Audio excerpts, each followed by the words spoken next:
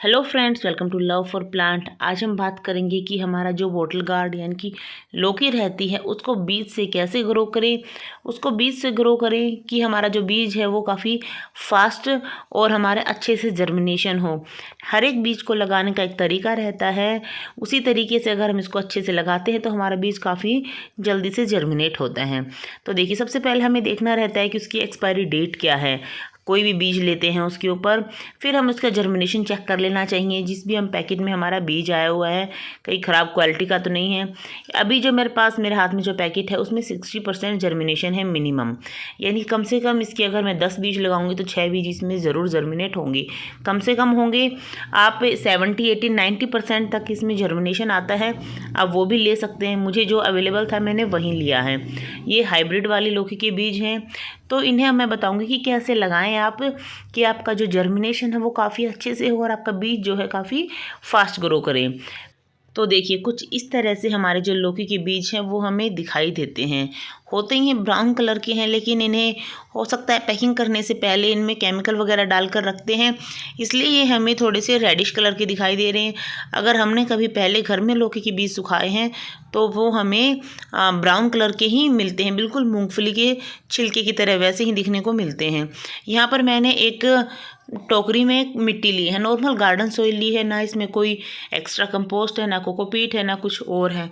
कोई भी आपको तामझाम करने की ज़रूरत नहीं है, आप नॉर्मल गार्डन सॉइल लेंगे आपके बीज काफ़ी अच्छे से जर्मिनेट होंगे। उसके बाद बारी आती है कि हम बीजों को कैसे लगाएं।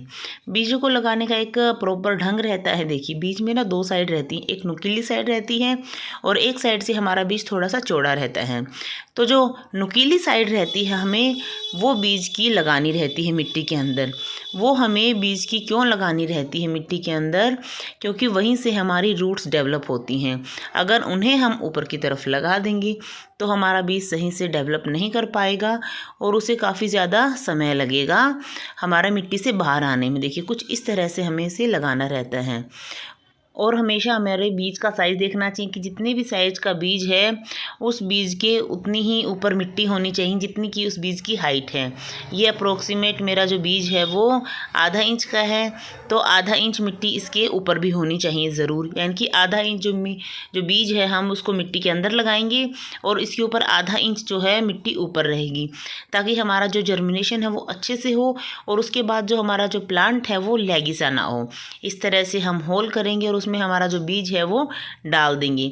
उसके बाद उसको थोड़ी सी मिट्टी से हम कवर कर देंगे। ये बिल्कुल सही तरीका रहता है किसी भी बीज को लगाने का।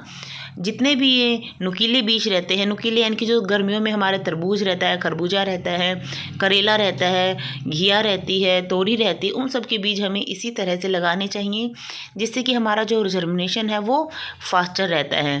क्योंकि अगर हम इस बीज को उल्टा लगा देंगे, सपोज कीजिए कि आपने इस बीज को जो नुकीले वाली साइड है वो ऊपर लगा दी और जो चौड़े वाली साइड है वो नीचे लगा दी, तो हमारा बीज जब जर्मिनेट होगा तो उसकी जो रूट है वो नुकीली तरफ आएगी।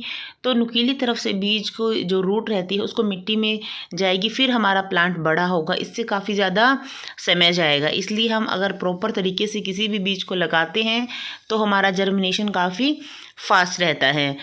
हो सकता है कि कई बार आप लोग इस बीज को जो पानी में भिगोकर भी लगाते हैं, लेकिन अगर हम ज़्यादा समय तक भिगो देते हैं तो हमारा जो बीज है वो ख़राब हो जाता है। इसलिए हमें पानी में भिगोकर लगाने की भी ज़्यादा ज़रूरत नहीं है। डायरेक्ट अगर हम मिट्टी में लगा देंगे तब भी हमारा बीज काफ़ी अच्छे से जर्मिनेट कर जाता है।